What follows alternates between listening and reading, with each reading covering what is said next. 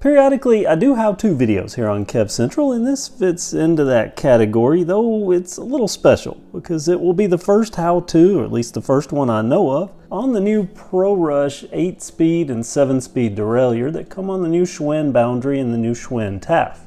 And also, this qualifies as ultra-specific because I'm going to be talking about the clutch that comes on these new derailleurs. And if you don't know what a clutch is, and I've seen quite a few comments wondering what it is when I talked about it on the video for both the Boundary and the Taff, at the risk of oversimplifying this, basically with the clutch on, there's more tension or friction on the derailleur cage or this derailleur arm, and that in turn means that the chain doesn't as easily drop down, and that's where you get that chain slap noise that I regularly talk about when I'm reviewing big box bikes. And in my time with the ProRush so far, I've ran into an occasion where this little arm, as you can see, just kind of freely flops around.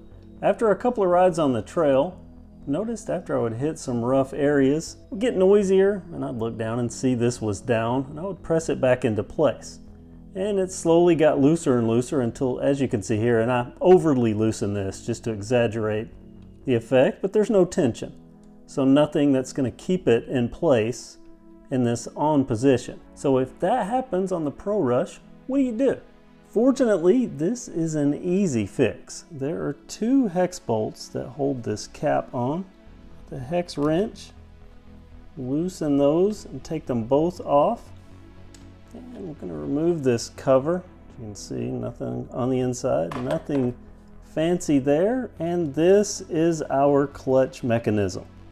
And you can see if I move this, this is kind of a cam here, and it puts tension on the C-clamp.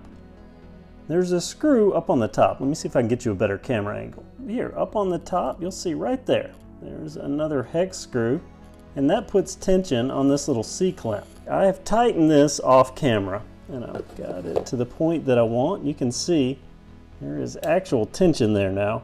I have to firmly press this into place, and then there's a good click where it goes into place. You can see it tighten up there, that cam onto that C-clip, and now I have a very good amount of tension on my derailleur. Therefore, the clutch is working, and it should keep things a lot more quiet. I did mention this to Schwinn, and they passed the information along to their factory, so I expect that there will be Loctite on the new production models, and probably anything that shipped, because that was a while back. On mine, no, and I'm not going to add any Loctite because I want to see how often this happens. So far, hasn't happened since I'd retightened that, other than, well, loosening for me to make this video. So basic, but functional, and easy to fix. This cover just slips right back into place, and then I can tighten these two bolts, and I'm done.